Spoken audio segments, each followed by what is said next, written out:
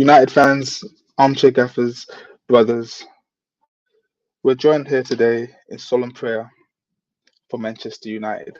No, I'm joking, guys. Welcome to another Armchair Gaffers live stream. You're joined by me, Continental Jess, and today I've got two guests who I'll introduce shortly. But before we get there, I just want you guys to know that I am not here to troll today. I'm not here to rub salt in any Manchester United rooms because as football fans, we're all in this. Let me just intro the guys because I can't keep a straight face. Cool. So I am joined by Mariah and Elijah, who are part of the Touchline Fracas network, and more specifically from the Mugger podcast. That's Make United Great Again. Guys, welcome to Armchair Gaffers. Thanks for having us on. Jess, you you had me going for a minute there. I was like, this can't be the Jess I know, and you very quickly broke character. Thanks for having us on, bro. No problem, man. Thank you for coming on. Before just tell the guys, because some of the armchair gaffers, believe it or not, may not be familiar with Touchline Fracas and more specifically Mugger. So just tell the subscribers and viewers about you guys before we start. Sure. We're at this point a podcast network. We've been doing this for the best part of the last 10 years. We like to think that we're the meeting point of entertainment and analysis. Some podcasts are heavy on the analysis, not that interesting to listen to. Some are really interesting to listen to, but they don't really give you that analysis and education piece. We like to think we're right in the middle. Not all football fans want to hear about every single club every week, and some just want to hear about Arsenal or Manchester United or Chelsea or Liverpool, and there we extended. We have our club-specific podcast. The main pod comes out on a Monday. Moga comes out on a Tuesday. Check it out if you like it. Share, subscribe. Thanks. Lovely. I'm subscribed. Elijah, do you want to add anything? Yeah, I mean, we started Mugger in it was 2019-20 season. It's been going, so it's our third season now. It's just been a heartbreak so far. So hopefully the glory days. The glory days are still ahead, man. They're behind. They're paused for now, but they'll come back. Hopefully. Hopefully, yeah. I'm not even a United fan, but hopefully. I actually I was on your podcast a few weeks ago, Mariah, and me and you spoke about this on the phone afterwards. I said that I heard you guys are bad news, the worst pod in the country, probably the world. And I went on there despite what people told me, and I had a great time. The pod was fantastic. Thank you. I'm now an avid listener, and I'm just waiting for you to invite me back on. Yeah, you made quite the impression because obviously, like the same way we have Mugger, we have an Arsenal podcast. So you ruffled a few feathers of what they call the touchy gooners. So touchy by name, touchy by nature. And it's always nice to get just a different perspective from the community. So yeah, you're more than welcome to come on, bro. Of course. Guys, now we've had all the niceties, put them out of the way. Funny actually, I saw this on your Twitter page. Ralf Rangnick is now going by the name Wreck-It Ralph. I saw that on your Twitter page, and I've been running with it. Like he went from double R Rolls Royce Ralph to Wreck-It Ralph. I mean, guys, was he the right appointment? I need to know this right now. Go on, Elijah. I'll let you go first. Well, that's a complicated question because in terms of what he could bring in the future and in terms of the expertise he could bring in the future, he could be the right appointment. In terms of right now, we probably could have got a more qualified, a more modern coach, but I see it. Give me an example of someone that you could have got, because there was a crunch game when you guys played Tottenham or Tottenham, as I call them, and it was like the loser of this game gets Conte. Yeah, and you guys kind of lost that, even though we lost. They call that one El Sacigo. Yeah, El Sacigo. That's the one. Yeah. So, who can you get right now to fix this debacle? I mean, I feel like we're gonna have to stick with Ralf until the end of the season, but it's weird because in a sense, the reason why it's not going as well now is because he hasn't been as radical as we thought. He's pretty much toed the same line as what was happening before. And maybe that's just because he's not had much training time with them. Maybe that's just because he's not had the backroom staff that was there before to tell him what not to do and what the experience they built up in the last 3 or 4 years.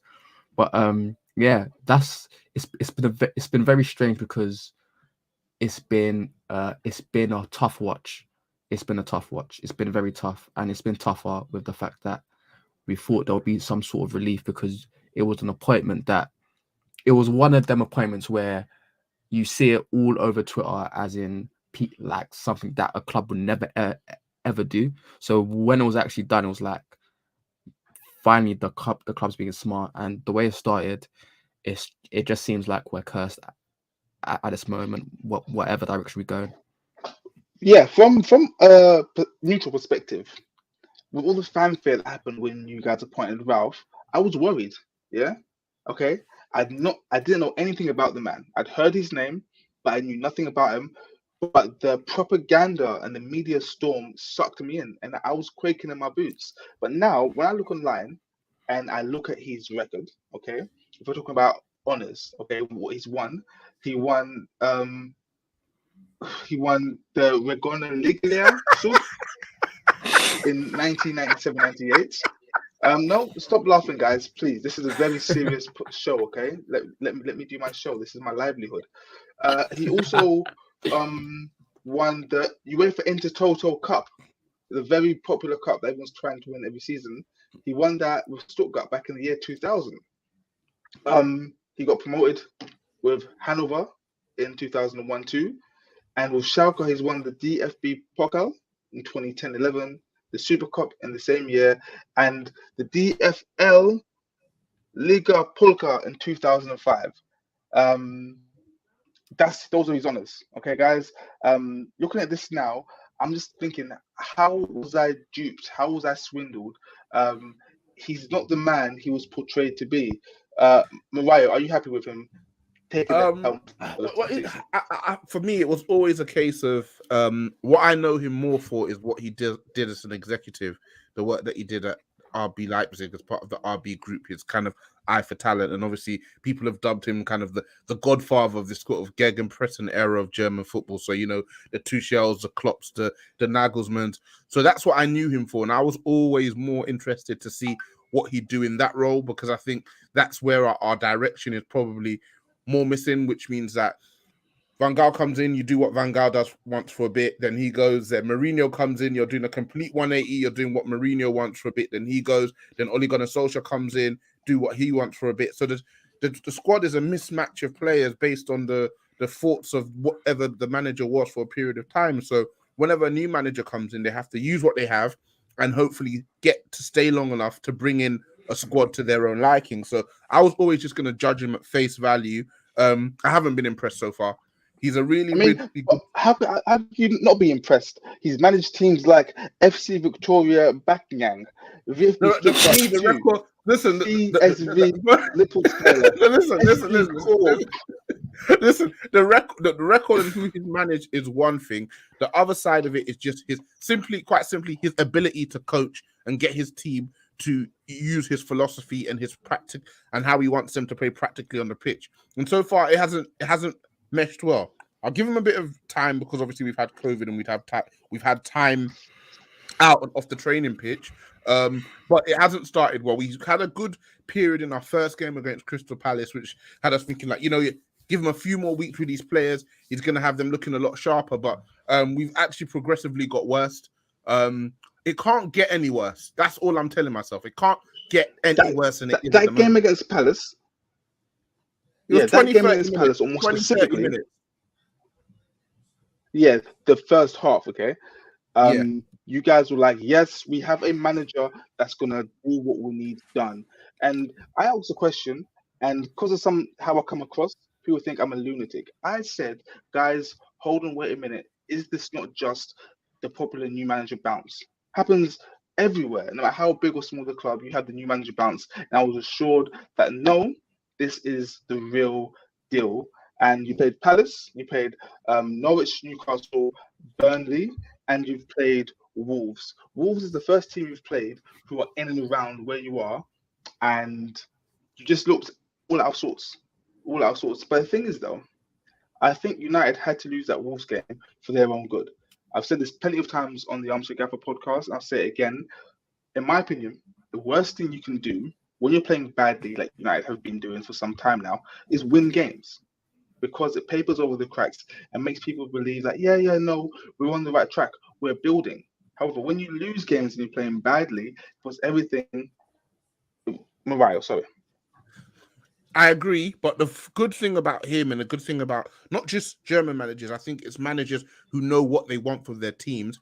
They're able to critically analyze their performance away from the results. So when you know what a manager wants from his team in terms of how he wants them to play, regardless of the performance, you can assess them on that criteria. So he has this reputation of a team that presses really high, wins the ball, plays a lot of vertical passes, not a lot of square passes. The passes are supposed to be purposeful and breaking through the lines. So we can hold him to that standard. So we see the team is not getting good results and they're not doing it. We can say, why are they not doing what you told us the team is going to come and do? And he says it every game. So he doesn't mince his words. Even when we were winning, Can I say, on. with the team not doing what they're doing, when I watch They United, should be doing, wait, who signed Maguire? Was that that was Oli. That was Solskjaer. Yeah, thank you. So with Maguire, Carrick for that brief period, and now Rangnick, there have been ever presence in the United team. And it makes me believe, I could be wrong, but it makes me believe that due to contractual issues, there are some players that have to start for United. Okay. I believe that Maguire's one of those, for whatever reason, has to start. Okay. I think Aaron Wan-Bissaka is another one that has to start. And now I think Ronaldo is another one that has to start. When I say has to start, I mean that I believe there are things in their contracts that say my client has to play 95% of games as long as he's fit to play. And I think that's what's holding United back. I think from back to front, Maguire needs to not be in that team. Wan-Bissaka needs to not be in that team.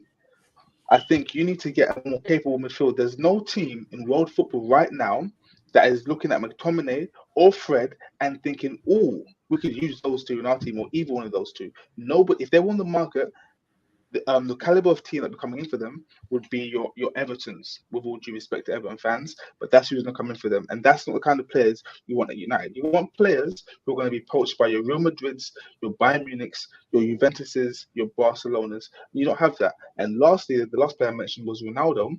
I said that signing him was a no-brainer. You had to sign him. He was available. However, he's going to stifle somebody, and that person he stifled happens to be your golden boy, Mason Greenwood. Those are my thoughts. Elijah, what do you think? In terms of the contractual thing, I'm not sure if that's the case with Maguire. My opinion. Yeah. What do I know? Yeah. I'm just an armchair gaffer. I don't even get paid for this. But I just feel like with the previous manager, they were his side, and so you just kept playing them. And I believe one thing I've seen with Ralf that I don't like so far is that, as critical as he can be post-game, I don't see enough changes in the lineup the next game, or even a formation change. So what you're saying is that he says all the right things. However, when it comes down to it, it's the same thing next game, yeah? Yeah. So I feel like either there's a thing of where right now he's just trying to get through this period with the least amount of churn as possible, and then now we're gonna have a couple of weeks where we're gonna have 3 weeks. I believe we're gonna have two days off until Thursday, and then we're gonna be training properly again. But who knows? At the end of the day, so far it's been poor. So I think, I'm in a privileged position where I'm looking at United from a neutral perspective. I'm trying to be unbiased, forget my loyalties to Arsenal or whatever.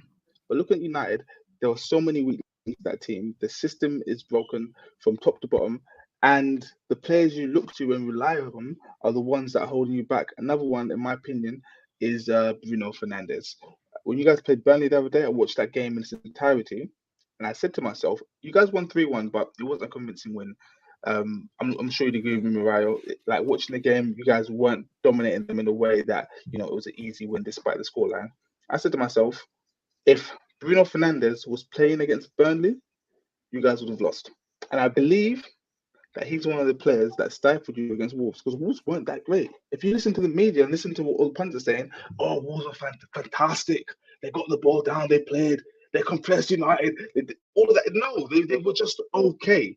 United just weren't great. And I think one of the reasons was Bruno Fernandes. I think he holds you back. Those are my thoughts. But again, what do I know? Just an armchair gaffer. Don't even get paid. Yeah, listen. If you've ever listened to Muggle, which you wouldn't as an Arsenal fan, you'll know that we have led the Bruno Fernandes out movement. Oh, you're joking? We led that. We led it when he was popping.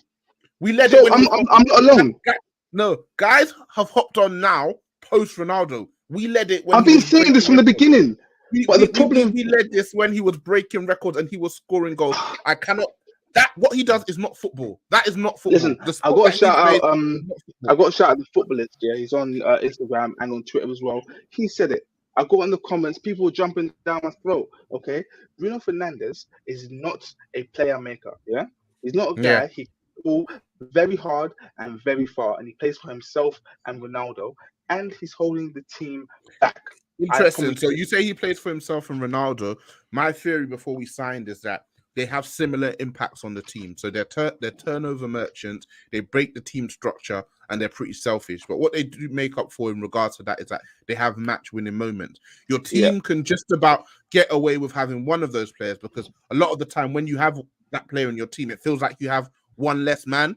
But to have two of those players in your starting 11, it can't work.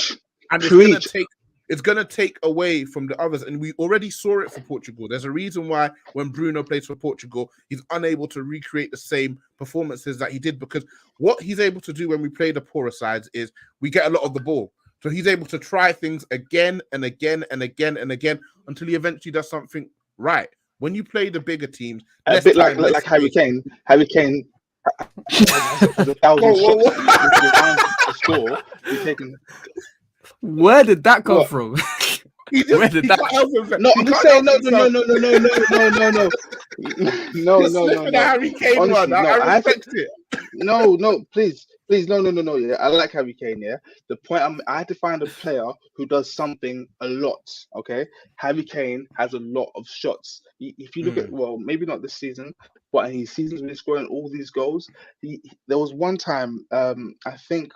It was before Christmas one season, he had about 164 shots. I'm thinking that's ridiculous. Like you have 164. I promise you, if McTominay, if Fred took 164 shots, he would have a lot of goals. Like it's the law of averages. It's just how it works, guys. I've lost my train of thought. Before we continue, guys, I'm going to go through some of these comments. Our friendly neighborhood troll Nathan said, "Rest in peace, United." We don't condone that. Nathan is just always here with violence, and I love him because he's committed. But sometimes the things he says just make me sigh. Shout out Cameron. Haven't seen you before. If you're new, welcome to Armchair Gaffers. If you're not new, welcome to Armchair Gaffers. Yeah, United in the mud. Love to see it. Worst fan base in the league. The fans deserve this misery. Whoa, I should have read that before I put it up on screen. That's fine. You have to realize, Jess, that people like Cameron, shout out Cameron, we've tormented him for his whole life. His whole life has been. Do you know him? No. If he doesn't support Manchester United, he's been tormented by our success. I think he's of course. His childhood. His childhood was him just watching. We're not here to abuse our watchers and subscribers. We don't do that. We're not abusing them. We're just keeping it real. You're saying, oh, harsh comments. I'm saying, no, not harsh. I understand. This is a man who struggled under the weight of the empire Sir Alex Ferguson built. So get your jokes in now. I'm gonna defend Cameron. I don't know him yet. I think he looks like he's wearing the Liverpool shirt at his top. Yeah, Liverpool went through some dark days. Okay, Lazar Markovic. Nuri Sahin, Dirk Kuyt was actually all right, okay? So Liverpool deserve everything they're getting right now because they went through some dark periods. So I'm going to stand I'm gonna stand by him. Don't know him, but I'm gonna stand by One him. league title, one Champions League. Yeah, More than what my team have got. More than what you guys have got in the last 10 years. they call it All the right? City Liverpool era. City got 5 league titles. Liverpool got one. I don't know. That's a bit that's brazy to me. That's all I say. Jordan, what's up, Jordan? Does this mean no final third, Jess? Jordan, I can tell you that this week we have our weekend review that came out yesterday. I'm sure you've seen it. Connie Corner came out today. You have a live stream tonight, and you get a final third tomorrow as well. Armchair Gaffers is the gift that keeps on giving. Everyone thought Christmas was over. Nope, it's still rolling. Gifts coming every single day. So fear not. Tomorrow morning you have a final third. Jamil Joseph, hello brother. Again, looks like another new one. I could be wrong. From top to bottom, my club is a fucking shambles. I'm gonna disagree because if we put the team on screen and start at the bottom with the goalkeeper, he's not a shambles because he's a bit of a shambles. I can't even lie. Whoa! He's a bit of a shambles. He's a bit of a shambles. I mean, if you could only pop when your team is not good, we gotta question you. That's some mid-table. That's some mid-table keeper, bro. That's some mid-table keeper. I'm gonna be honest with you two. I'm regretting getting you two on already. Like you two, fucking hell. If you're conceding loads of shots, obviously you're gonna make loads of. You're gonna have to make loads of saves. No. Okay? That's fine. But when you're not conceding loads of shots and then you're throwing the ball in your own net for 3 seasons consecutively, words have to be had. Now we're back to conceding loads of shots. He's popping again. Well done. We're shit. You're good. I don't like that. I don't like that. Okay, fair enough. Let's get through these comments. You got a good point. My favorite subscriber, Alex Bates. Alex, do me a favor. I need you to DM us on Instagram so I can find you because I need to get some information about something. Another story. Even before Conte went to Spurs, I thought United's squad was always more suited to Zidane than a Conte system. Let's look at that. Zidane system 4-3-3, 4-2-3-1, whatever. Pretty much what United played, 4-2-3-1. 3-4-3 with Conte at United. Now, I thought that would work. Okay, I think Maguire needs legs. If you have Varane and a Bailly beside Maguire, it can work. What do you guys think? I was a Zidane fan. We spoke about him on the pod. He built a couple of different Real Madrid teams, won a couple of titles. Obviously, we know what he did in the Champions League, and he showed an ability to be tactically flexible, but also able to manage players and egos. And I think we have a few of those. And finally, he's a winner. He was a winner as a player, and he's a proven winner as a manager. A 3-4-3 for me would not work. We don't have the quality left back or right back or wing back, whatever you want to call them. They're so integral to the system. Apart from the engine needed, they really need to have a bit of something in the final third because a lot of your width and chance creation will come for those guys. Our options are Dallo, Wan-Bissaka, Telles, Luke Shaw. Bang average. In fact, Bang average is probably doing that group a lot of credit. So I would have liked to bring him in. I guess my only question mark about him was he doesn't speak English. And I don't want to be xenophobic or yadar about it, but yeah, I kind of need my manager to be able to communicate with his players in the primary language of the country that he's in. And then Conte as well. He showed an ability. We're talking about players working hard. We discussed on our pod yesterday the fact that in this league now, working hard is the bare minimum. Before you can start to kind of use your technique and whatever to outplay a team, if you're not matching them in terms of work rate, you will lose. And that goes from the top. You see how hard a City and a Liverpool work for 90 minutes to get the results they want. And you see the teams at the bottom fighting for their life every single week. This team isn't working hard enough. And if there's one thing that Conte will, no ketchup for you. No ketchup in that. no ketchup. You guys are going to run. They picked up an extra 15 kilometers per game since Conte's come in, and they've gone from 20th to 1st in terms of the ground that they cover. And you can already see with the poor quality or average quality players they have at Spurs, Ben Davies. He's already cooking. Sergio Reguilon. Eric Dyer. He's already cooking, bro. You give him a couple of pieces in January. I'm putting them down as a lock for top 4. Cool. It's very sticky. All right, let's fly through these comments. I think I pronounce this Sentiment FC. I think I agree with Jess. A lot of these stud players have contractual and commercial goals the club has to meet. Again, I'm speculating, but it just seems that way for me. Nathan, 4-2-2-2-2-2-2 with the Congolese breakdowns and Fatboy Slim at fullbacks is impossible. That's just true.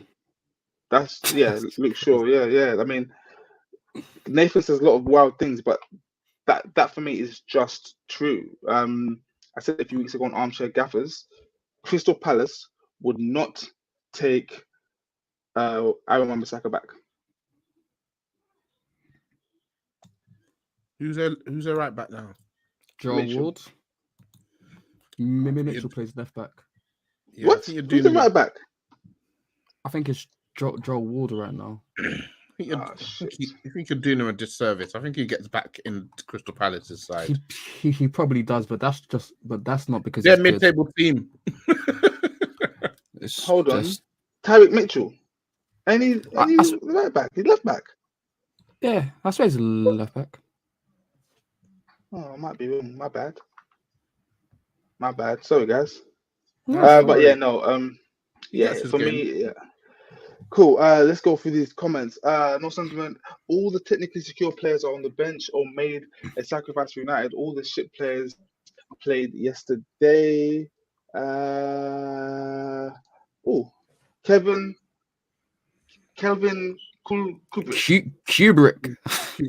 Stanley Kubrick's nephew. Like Stanley. Yeah. Ross Barkley is better than Bruno Fernandes. It's just not true. And not true. I mean, it really shows how far Barkley has fallen. That is not true. Because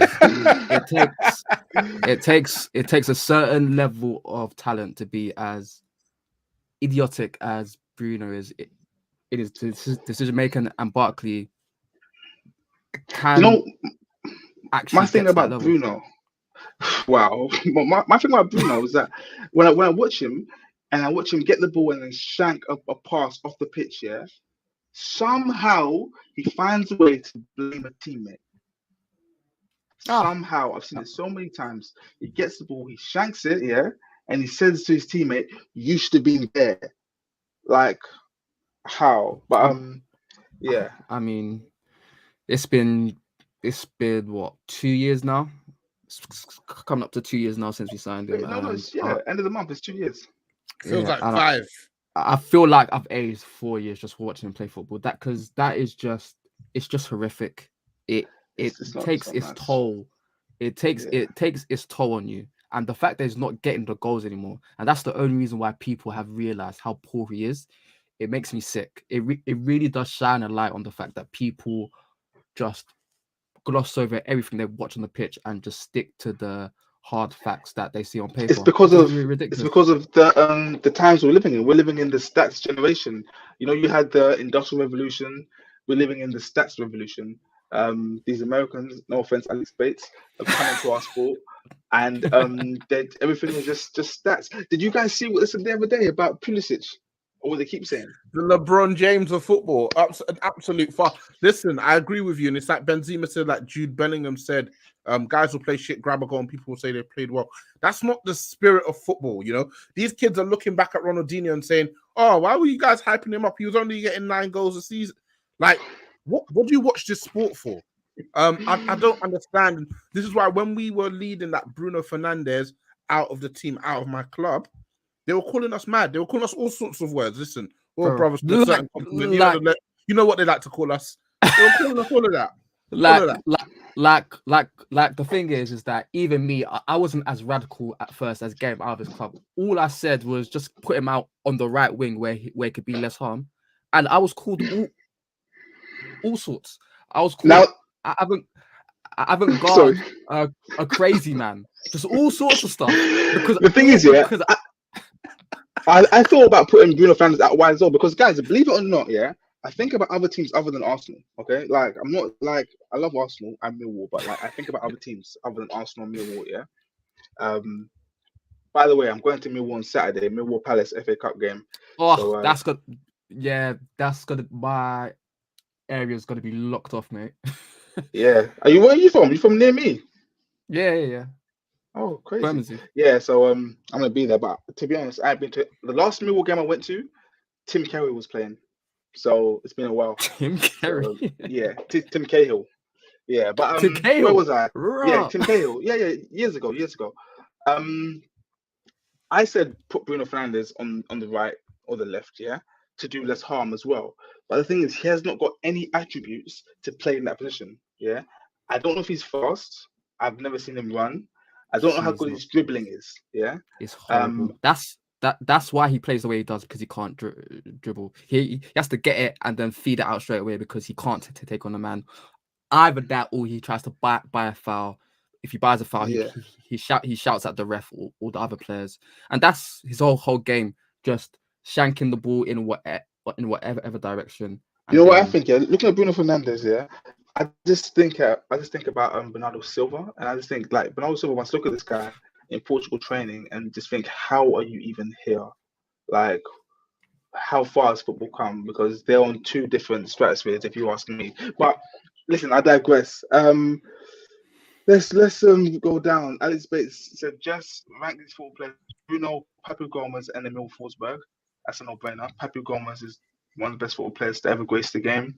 Then it's Emil Forsberg. What are you taking the piss? Like, do you know about him? Nah, Papu Gomez. That's a real cultured footballer. Like, he plays football in the right spirit of the game. So exactly. I'm actually fine with that. Cool, thank you. Forsberg, I'm not a fan of because No. I've been sticking by Emil Forsberg since forever. I'm gonna keep sticking by him. I'm not gonna stop. What's this? Armchair and ACG. I think you meant armchair and touchline, like Goku and Vegeta. Yeah. No, that's cool. That's cool. Man said Mark Jacobs featuring Mark Jacobs featuring Mark Jacobs. Mark Jacobs for Mark. Okay, I'm gonna leave the comments for now, guys. I've got some other questions. So quick, easy one. We've only got like another 15 minutes on this. Do you guys regret signing Ronaldo? Do I have that banner here? There we go. Yes, but we couldn't let him go to City. We just couldn't. I mean, I could. Trust me, you were moving mad when you saw the news. Your head was gone. When I saw the news, I was happy because it just meant my agenda would have been cemented and he would have been the biggest traitor. And I would have been fine with that because he left my club in the mud. And since he left, we've been horrible to watch. And while he's been living it up in Spain, winning Champions League, Ballon d'Ors, La Ligas, and United fans have been acting like he's been on loan. He doesn't care about us, and he comes back. So Elijah, see your energy right now. By the way, this is what I'm all about. I love this. So we keep going. I love this kind of energy. but it's just that with me, it's that my connection to Ronaldo died a long time ago. I didn't really care if he went to City. If he went to City and they won the league, who cares? They were going to win the league anyway, as we're seeing now. I mean, for me, at the end of the day, if we are an actual club, we don't get wrapped up in the narratives and just go and say, "Oh, we have to get him because this." He'd have 25. He'd have 25 goals. He'd have 25 goals. Yeah, he'd have 25 goals by now. And he wouldn't. He'd probably be the reason why they win the Champions League. He wouldn't. I tell you now, he would. That guy would not be starting. That guy would fall. Bro, he would. Aguero, a good player. Remember, Aguero, a good player. He's got enough. He's got enough in him still to get the goals. As soon as Aguero stopped being able to run, Pep was benching him. Please. Ronaldo, no, for me, that guy is falling foul to Pep rotation, and I think not for me. I think at City would have been the better fit for Ronaldo because my thing is I've got 3 star boys that I really care about. Yeah, Phil Foden, Bukayo Saka, and Mason Greenwood. Yeah, and I knew that United signing Ronaldo was going to kill somebody. Yeah, I Mm. thought Sancho he's going to start. You just bought him for all that money. Rashford is the golden boy of British black football. Yeah, and Ronaldo's going to play. So I was like, Greenwood, like he's done for. Yeah. So I was Yeah. saying signing Ronaldo for the sake for Greenwood's sake is a bad choice. Had Ronaldo gone to City, there's no one that's going to suffer. No one important is going to suffer. Pep will find a way to play Foden and Ronaldo. Like no one's going to suffer. So I think based on that, I think Ronaldo should have gone to City, but it's too late now, and Greenwood's career is now on hiatus until Ronaldo retires or goes to MLS. But by the way, I am loving the beef between Ronaldo and Greenwood right now. This Cold War is like the only Yeah. exciting thing happening at the club right now. It's reminding me so much of Rooney versus Nani, Van Do they Nistelrooy have beef? versus Ronaldo. Rooney hated Nani so much. He hated him so yeah? much. He hated him Wow. so much because it was essentially the same thing where Nani he'll do all the tricks on the wing and not cross it in, like with Ronaldo and Van Nistelrooy, do all the tricks on the wing, not cross it in soon enough. And now it's not even like Greenwood's not crossing it in. He just doesn't pass to Ronaldo. He just doesn't pass to him at all. And I've fair noticed that. enough. I love it. I love it. He's having to fight for his life. He's having to fight for his life. So I fully understand it. Okay, guys. Next question. Do United need any January transfers? Are you likely to do it? And if so, who? I'm gonna go to you first, Mariah. We can't continue with Scott McTominay starting week in, week out. I think we need a technical, athletic midfielder. Ibrahim Sangare, who I think is at PSV now. I liked him when he played in France. I think he's a low risk move. We're not going to get the top quality players we need in January, but I like his profile. He's wicked, but I don't think they'll give him to us in January either. Oh no, not January, definitely not. His contract's expiring. I don't know. AC Milan are fighting for the title. I think they'd rather keep him, win the title, and let him go for free rather than sell him for chump change. And then their title bid falls off. So I think they'll keep him and try and win a title with him. But I think maybe a Sangare comes in who's athletic, he's technical, and his base is so much better than somebody like McTominay gets to play because he's athletic. And in previous games, Rangnick has said like, oh, in terms of defensively, him and Fred had perfect games, and it's like you just mean they ran around, bro. Like you just mean they ran around, and we're Manchester United. We're going to dominate the ball, or we should be dominating the ball the vast majority of the game. If you have players who are hiding for possession, who cannot progress the ball, nothing's going to happen because then Ronaldo wants to drop in because he wants to have a touch and show people that he can get shit cracking. So I think we definitely need to bring in more quality in central midfield. I think Wan-Bissaka, I can't. I know that's your boy. I know that's your boy Jess.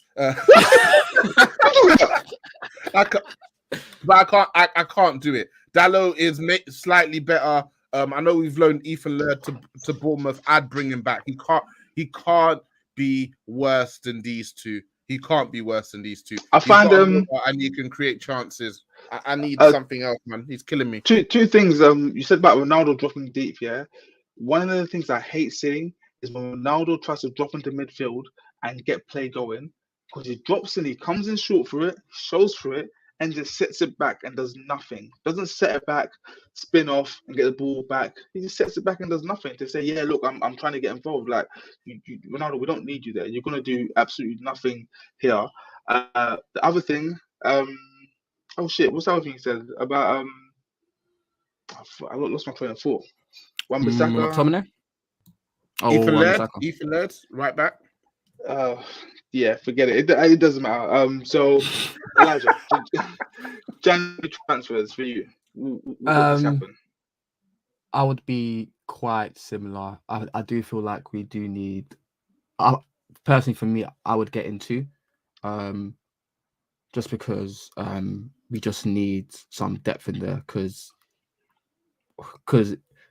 for example, if Pogba comes back and then, even though Rangnick said before he doesn't see him as one of those number 10s, so if he does come back and then he gets played in that position, we essentially have 3 centre mids because he's not going to play Van der Beek.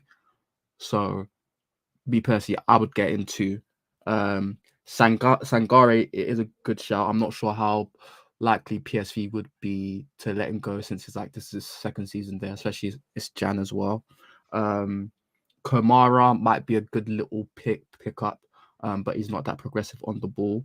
But the problem is that there's not many options right now. There's Haidara as well, who's decent. So you can get a few decent options right now, and they won't be top level. But those are the types of players that should be the backups. The Fred and McTominay shouldn't be at the club. So I do feel like if we are to do it properly, then we get in those players that will eventually be back up now, like your Haidaras, Kamara, Sangare, even Zakaria, if we're desperate, but I'm not a big fan of his. But yeah. Okay, but more importantly, guys, is who needs to go? Who needs to get out of this club today? Like, get the next train out of here. Never come back into town ever again. Who needs to go, Mariah? Wan-Bissaka, Scott McTominay, Bruno Fernandes, Cristiano Ronaldo, Alex Telles, Harry Maguire. 6 players. Dallo. Like, I could keep going, to be honest, but those guys just need to get out. What happened to that young boy from Atlanta? I forget his name. Diallo. Amad Diallo. I don't know why he's not getting any game time. You know why he's small and he's not very quick. I'm starting to see a trend with Rangnick, but I feel like it's not. I need a bit more evidence other than his Black Lives Matter comment. But yeah, he seems to have a specific type of black player he likes. So okay, that's all I'm gonna say. That's fair enough. I think, guys, that is the end of my questioning. I mean, we can go on forever on United, but before we do go, let me just look at these comments real quick. Bruno plays manifestation ball. That's a good way to put it. Yeah, you can always count on Nathan to Jamil Joseph said Diallo needs to be thrown in, just like what we were saying. He's not on loan now? No, he was supposed to go on loan, but then he got injured, so he stayed here for the first half of the season. But Jadon Sancho. Yeah. He's been very poor. Yeah, it's not good, is it? He's been very poor, and it's been poor in the aspect of he's being poor at things that he's actually good at. So like, he's not technically secure at all. His passing is loose. He's not connecting well with others. Like, it's fine if he's coming in and as a 1v1 player, he's never been that. So I'm okay with that. But when you're doing the basics wrong and it's constantly wrong, like it's been horrendous since Norwich, really, absolutely horrendous. So he needs to cut that out.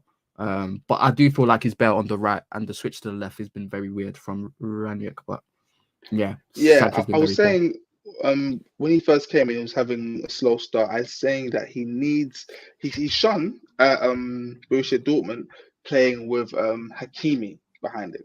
So he needs a very capable fullback supporting him to get the most out of him. Like, he's got good footwork, but he's not like the kind of player to run at man and beat them, turn them inside out, hit the byline, cut it back. Yeah, he's more of like a team player who use real football, like 1-2s and movement to get around players and then play a nice little cutback. So he needs a fullback who's actually going to support him and not just imitate Spider-Man. That's one. Yeah, I think he's been likened to Juan Mata, and I think there's a lot of similarities in terms of his approach. And I'm with Elijah. The things he's not good at, that's fine. We can accept that. But where your technical security is nowhere near with the level it should be, and we've already got a team of players who technically aren't good enough, what can we rely on you for? So often last night, the game's passing by, and then when he gets it, sloppy touches, miss hitting it, not sure if he wants to beat a man or pass it, or if he wants. And yeah, it's not good. It's just a mess from top to bottom, man. I do feel like what he needs to do is just that he needs to have one idea in his head and then just keep going with that idea, rather than you can see him thinking with each step he takes, and he's overthinking it, and then with that, he's just getting sloppier and sloppier. So for me, what I want to see is just a bit of directness and just some more first time passing and like be less timid as well, because he goes back far too much. But I do feel like he does that a lot more on the left than he does on the right. So yeah. What do you think of his conditioning? A few people have mentioned his conditioning. Do you think there's anything in that? Got any legs? No, this is just him. And you have to remember, he was in Germany. That was fresh out of youth football. It will take a bit of adaptation, and with the team he's coming into, it's not gonna be a team where your teammates are gonna stretch your opponent, so you're gonna have a lot of space to run at your man. It's gonna be congested because, quite frankly, we have a lot of idiots who run towards the ball because for some reason they play football like they're 5 years old. But I mean, it's just what he needs to do is that he just needs to get the basics down and do those correctly. Because you saw it versus Villarreal, you saw it versus Arsenal. He got his basics down and he had a good effect on the game. So he needs to do that. Okay, lovely. And lastly, before we go, without hoping, let's be very realistic here. As things stand right now, where do you expect United to finish this season? I'll go first to you, Mariah, and then to you, Elijah. I think we'll finish 6th. Okay, Elijah. I think we'll finish 4th. Lovely. Oh, I forgot to ask as well. End of the season, who replaces Ralf? Because he's going upstairs. So who's coming in? I have no idea. I believe who I would want out of everyone that's out there, it will be Pochettino. Ten Hag's another name, but I just don't know that much about him, and I'm skeptical in terms of how he translates from the Divizii to the Premier League. But yeah, Poch is the main target for me. Okay, lovely. Guys, thank you. Thank you very much for coming on.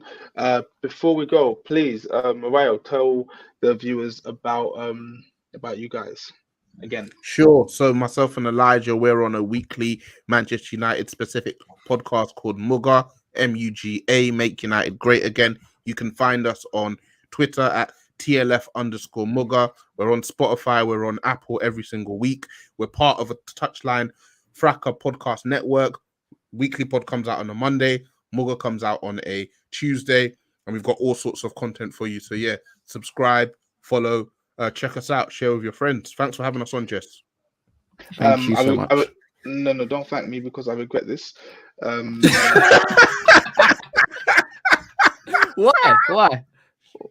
Why? Like, so basically, I've met Mariah one time, and I was like, you know what, this guy is a very level-headed United supporter, but you're just a blind terrorist. You're just a blind, delusional United terrorist. Elijah, I haven't even seen your face this whole time, so I don't trust you. I can definitely a lot of people don't. It's fine. It's all right. Yeah. I'm one of those. I can definitely assure you guys that I will not be having you back on anything I do. You're always welcome on Muga. You're always welcome on Muga, bro. Oh, of course. I want to come on Muga. I actually want to come on Muga because, like, remember, I grew up here. The only team that mattered, was other than Arsenal, was Manchester United. Yeah. So I've got an affinity for United. So I actually want to come on Muga, like, but get me on. First, you have to pass the. First, you have to pass the touchy goo test. Still, I can't. Yeah, you got to beat the touchy goo allegations. I hate Arsenal fans. I hate Arsenal fans. You know, I've never ever watched AFTV. Why not? Aside from like when it came out, I just wasn't really interested in the internet. And then, like, apart from like clips that like circulate, like snippets and that, I've never like sat down and watched it because just Arsenal fans. Yeah. I used to plan my meals around that. Like how because it was entertainment for you. It was entertainment for you. I can imagine. Elijah, if you saw that message where they said, they were like carrying away a body. It's like, I ate without having something to watch. Man, I was there. I just put that shit on, played the whole playlist. I was eating good Yeah, on yeah, and off yeah. the street, So, bro. yes, yeah, I can't. But you know, guys, in all seriousness, thank you very much for coming on. Armchair Gaffers, those of you new to the pod, please like, share, and subscribe. And we will see you next time United get pumped by a mid-table team. Thank So All you. right, guys. in about Next week. So next yeah, week in about 2 weeks then. About 2 weeks, yeah. FA Cup's this weekend. No, who you got on Monday? we got Villa. We got Villa. Ooh. Nah, you'll be okay. Cool, guys. Thank you very much. Peace out, Nice and we'll one. see you soon. Nice one. Peace. Cool. Lovely.